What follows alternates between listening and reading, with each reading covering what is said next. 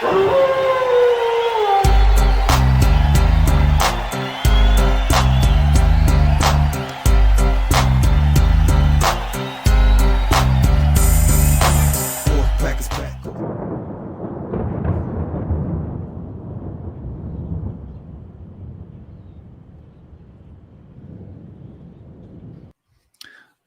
Welcome to Digital Asset News. Take a top stories in crypto, right on a bite-sized piece. So today, a lot of things to go over.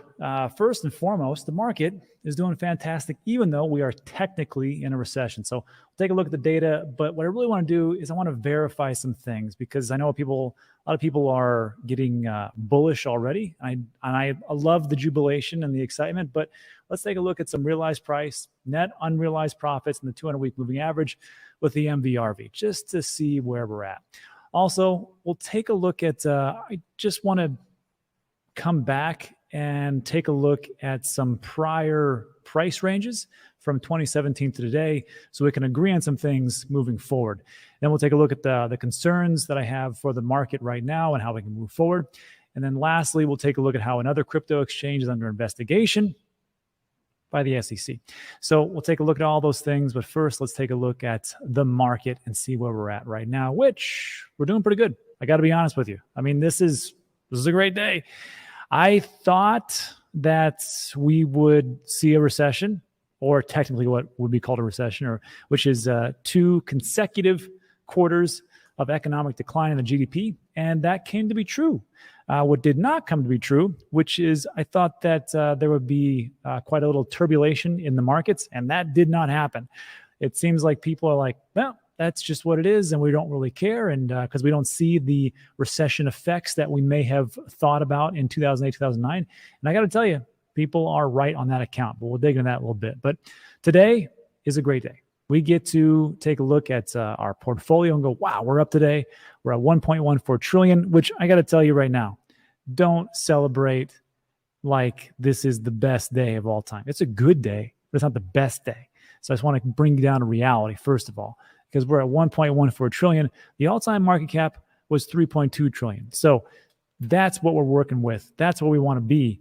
And I'm not saying don't celebrate, take the wins, but I'm just saying it's not the end all be all. Bitcoin's up 5% in 24 hours, 7 days, like 3%. Great. Ethereum is the big winner today. 9% up, 14%. Merge is coming along. Hopefully they make that. And I'm cautiously optimistic. Tether USD, Binance Coin, man, that's crazy. 3, 4, and 5, or 3 and 4 of the stable coins. BNB is the exchange coin. 3.9%. Everything's up today. Let's see. Anything down? That's a big question.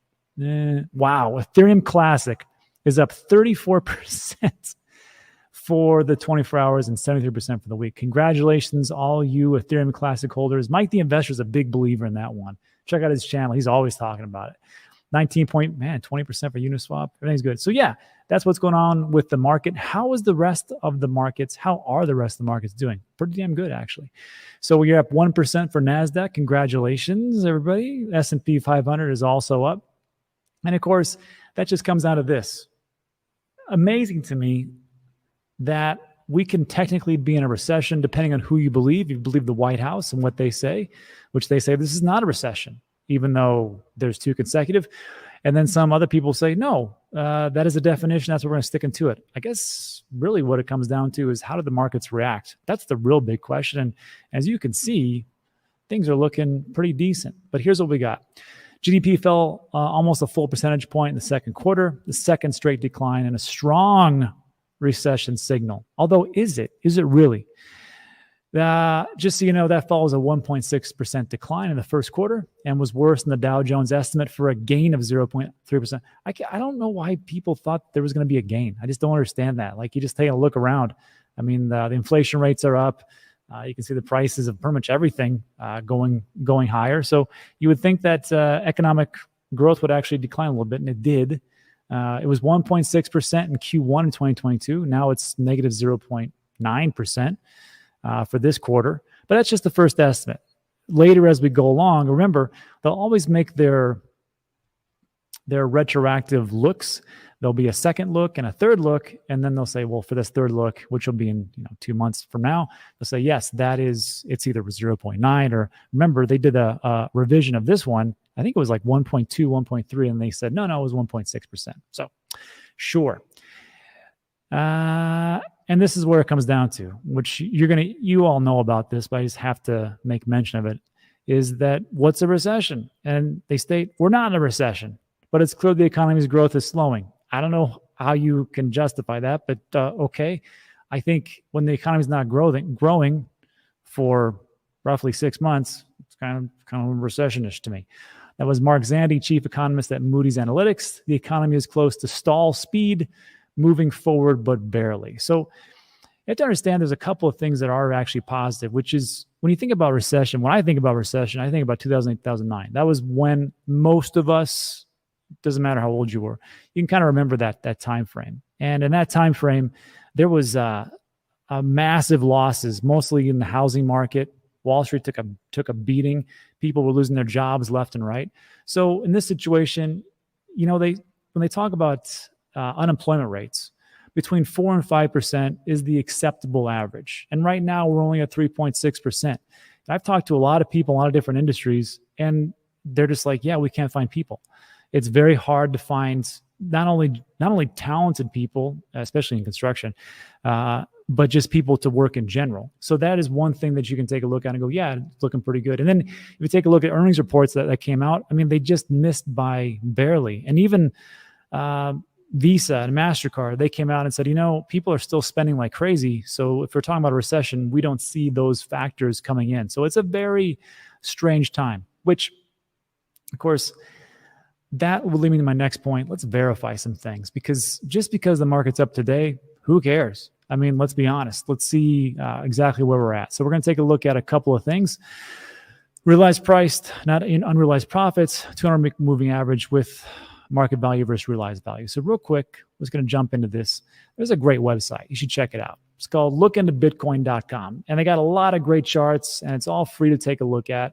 And if you want to sign up for it, I don't have an affiliate link, but you can sign up for it. They'll give you alerts if you're into that type of thing. But if we take a look at the realized price, first of all, what is this? What is it? Why is this important? So the realized price is the value of all Bitcoins at the price they were bought divided by the number of Bitcoins in circulation. So we know there's a cap at 21 million, but there's roughly around 19 million. Correct me in the comment section, roughly of what is circulating, because you still have to mine the rest of those Bitcoins, which won't be the last one, I think, for like 40 years. Bitcoin realized price is important because it shows the economic state of the Bitcoin market at an overall level. So when the Bitcoin market price is above the realized price, the market participants are in profit. So when you're in profit, what does that mean? You can sell and take those profits. Not that everybody does that. I'm not the best at that myself, but that is what it is. When the Bitcoin market price is below the realized price, then the market participants are incurring a paper loss. And this is a time, if we just zoom in here, for a very long time, people were in profit, even back to 2020, because people were either dollar cost averaging or they were doing. So this yellow line right here is the realized price. Again, that's a formula. And for quite a bit of time, people were just like, let's just let it run. Let's let it run. But there was a small slowdown right here in June. Really, it was June 13th, where it fell underneath that line. A lot of people weren't in profit, even though the price was, essentially pretty decent. And now here we come out of that at, well, I think right now we're at 23, almost 24,000. So right now, that is a good indicator. But again, there was a long time when people were still in profit. Let's take a look at this one. And this was what you would recognize as the thumbnail. I think this is a little bit more interesting to take a look at. The net unrealized profits versus loss, or the NUPL. And really all this comes down to is this, is the market cap minus the realized cap divided market cap. All that means is, are people actually in profit or unrealized profit? And we can go back here. I like how they break this down. Capitulation for quite a bit of time. And this is when the Bitcoin price was, this is in 2011. Remember this, $6. That's crazy. $6, because people could have bought it at $20. And of course, then they lost. This is laughable. $20 down to $6, and people were losing their minds. But I mean, it was a percentage-wise pretty big loss.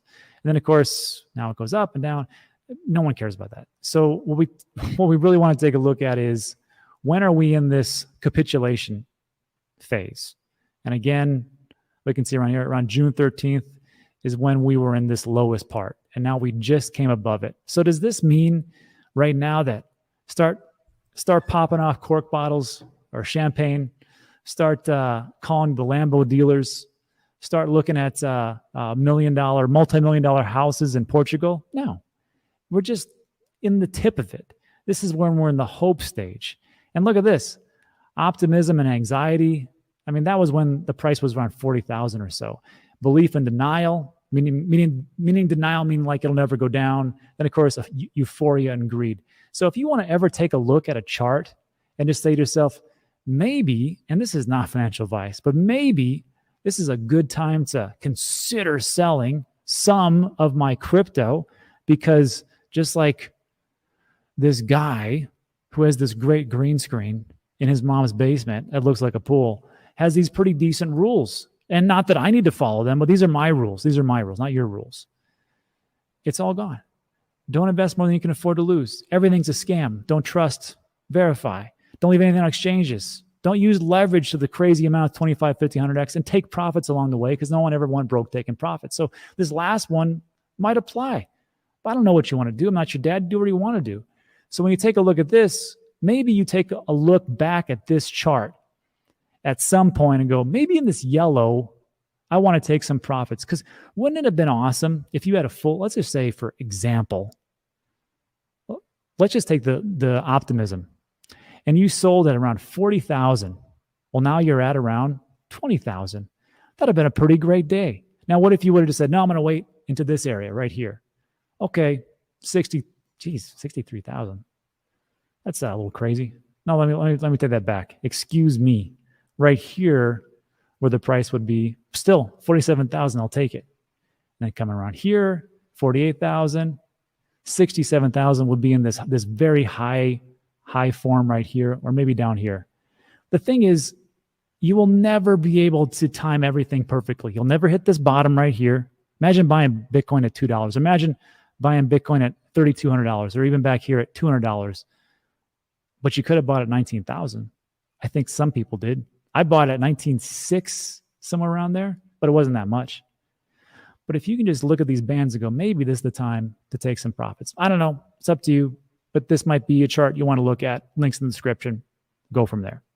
And then also, of course, over on Ben's website, Into the Cryptoverse, we can also take a look at the 200-week EMA. And of course, it says the same thing. We're just above this point. So does this mean that everything takes off when we go to the moon? No, that's not what I'm saying. We'll go up and down and sideways and things like that. But don't think that this is like the end all be all and now it just takes off the moon. It doesn't work like that. And just like getting into the part that you want to be in, it's going to take some time. And then lastly, just as a refresher, market value versus realized value. Again, we went below, and it's the same thing going over again, June 13th or so. And we just came above the market value realized value ratio at 1.06. So this might be time to do whatever you think is best. For me personally, yesterday, the plan was very simple, which was I told everybody exactly what I was going to do. Instead of dollar cost averaging every day, I just waited for the CPI numbers on the 13th. Those numbers came out, 9.1. I was like, this is going to probably reduce the market. Went down to 19,000. I wasn't able to get Bitcoin, but I got it 19.6. I was feeling pretty good about that. And then I said, okay, I'm going to wait until the Fed comes out with their numbers. The Fed came out. It was 0.75 of a basis point, or 75 basis points, excuse me. And I said, okay, it's probably going to make the market drop a little bit. And it didn't really do that.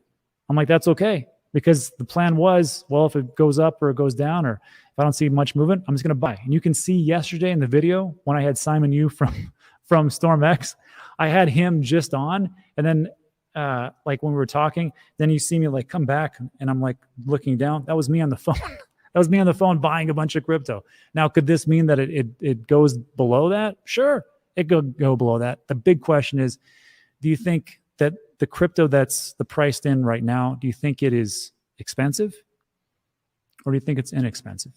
I can't tell you which way to go, but there's some charts to take a look at. Anyhow, let me know what you think about that in the comment section. Let's move on to our next piece.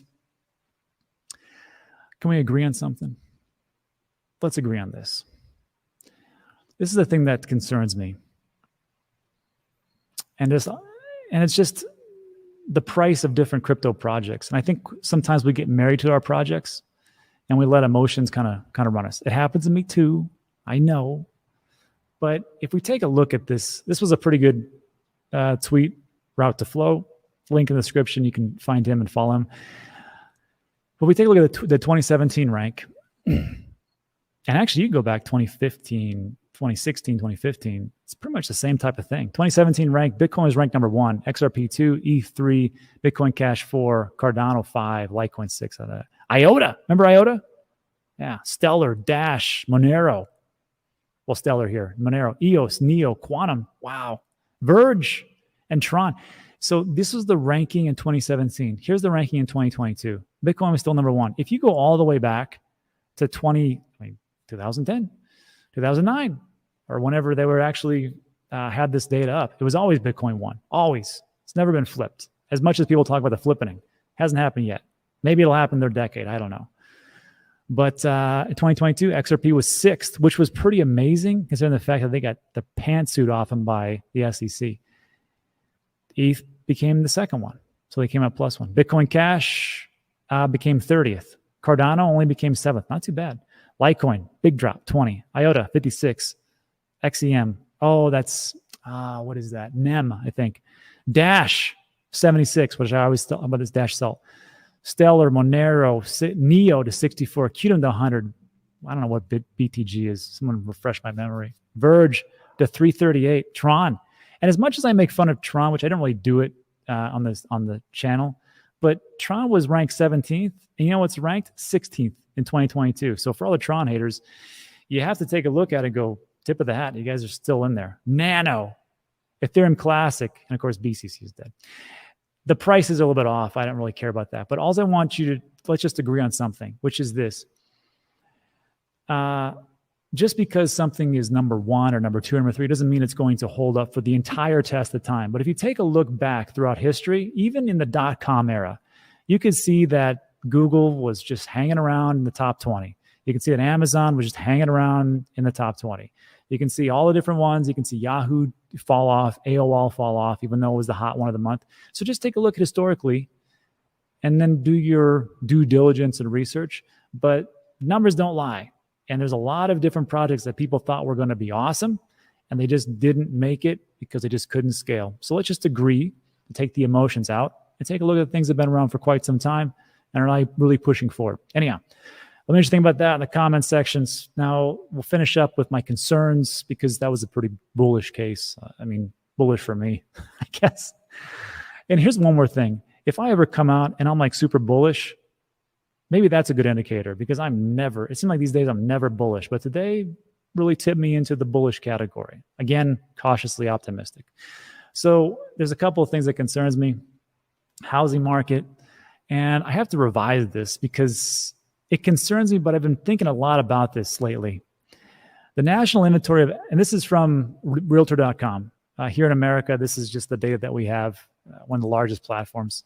And they pull data from everywhere. The national inventory of active listings decreased by almost 19%. The national inventory of housing active listings increased by almost 19% over last year. That's a lot of inventory.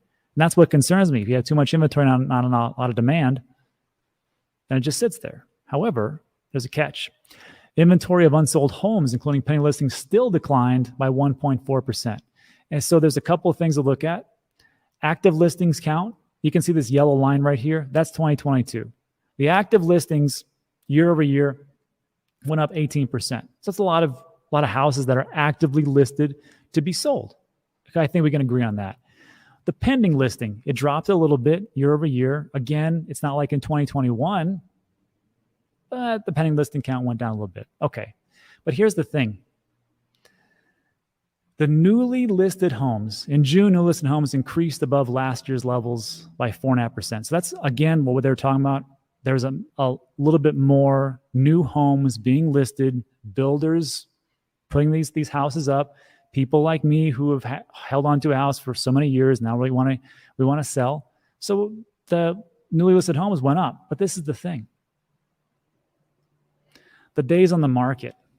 So if there's a lot of supply, but there's a boatload of demand, doesn't matter. And I think that's what's going on here. The days on the market has just fallen. The average days is 31 and a half days still. And that's in June. I don't know what the numbers are for July, but you can see this nice swoop down.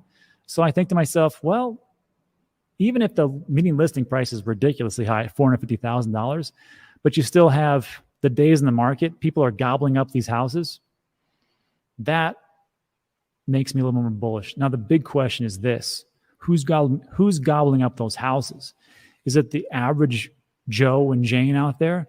Or is it these big corporations who are just buying up houses because they want to list them for rent, or they want to put them on short-term rentals, long-term or short-term rentals? I think that is the bigger question about who owns all these houses. So take that with a grain of salt, but it does concern me in the background. And then lastly, inflation.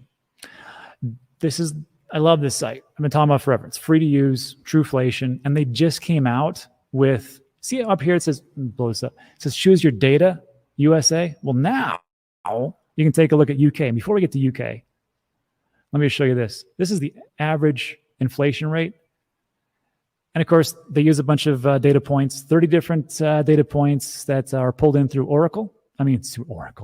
through Chainlink, which isn't Oracle, which is outside data. And we did a deep dive in with the CEO. There's a link in the description. Watch the video. It explains exactly how to get this data. And it was much, much higher than what the government was telling us. However, it has gone down. I know people will say, well, 9.8% isn't that great. Well, it's a heck of a lot better than 11.5% or whatever it was before. So that's one thing. And that's just in the USA. And what's great is you can break it down by housing, which, not the greatest. And also transportation. Look at that. That's insane. 22%, but it's dropping. Interesting. And what is that? That's vehicle purchases, gasoline, other vehicle expenses, all this stuff. But what's concerning me now is this. I just took a look at this today. Here's UK. Yikes. 13.72%. And it is just, well, let's see. What's this here? Gee, many Christmas. 16% on June 28th. I guess it is going down, but there's a massive amount of volatility over there. So these are my concerns globally. We're not just condensed into one area. Let me know your thoughts, and then let's finish up with a crypto exchange under investigation. This is a bummer. It's a bummer, but I got to tell you, I have the utmost respect after reading this article. So crypto regulators target another platform. Now, we just figured out that Coinbase is under investigation for insider trading. So we knew that already. And then also, the SEC put in that, hey, you guys sold unregistered securities, even though the DOJ, Department of Justice, and the CFTC said, no, that's not what it is. But there's a little infighting going on. But here's another one. Department of Justice and the US SEC announced charges on July 21st. Okay, we know that one. Kraken allegedly violated U.S. sanctions. We now learn that Coinbase is not the only crypto. Kraken is under investigation by the Treasury Department. I thought it was interesting. I had forgot about this. The U.S. Treasury Department's Office of Foreign Asset Control has been investigating Kraken since 2019 on suspicion of violated U.S. sanctions, according to the New York Times. Kraken allegedly allowed Iranians under sanctions to use its platform. So I'm like, well, all right, it is what it is. But there's a big dichotomy, a big separation of thought process here between what these companies want to do and what decentralization is and what crypto digital assets and who that is meant for. And this is the fascinating part. To avoid penalties, some firms themselves took the lead, such as OpenSea, and they blocked Iranian users this year. That's not the case with Kraken. It believes that its mission is to democratize finance and not to use crypto as a weapon. And this is a quote from Jesse Powell, CEO of Kraken. Sometimes the hardest thing about having power is knowing when not to use it. Our mission is better served by focusing on individual needs above those of any government or political faction. The people's money is an exit strategy for humans, a weapon for peace, not for war. Well said. Tip of the hat to Jesse on that one. And then and that's what he said in this tweet. But this was my favorite part here, his second tweet. Besides, if we're going to voluntarily freeze financial accounts of residents of countries unjustly attacking and provoking violence around the world, step one would be to freeze all U.S. accounts. As a practical matter, that's not really a viable business option for us. So,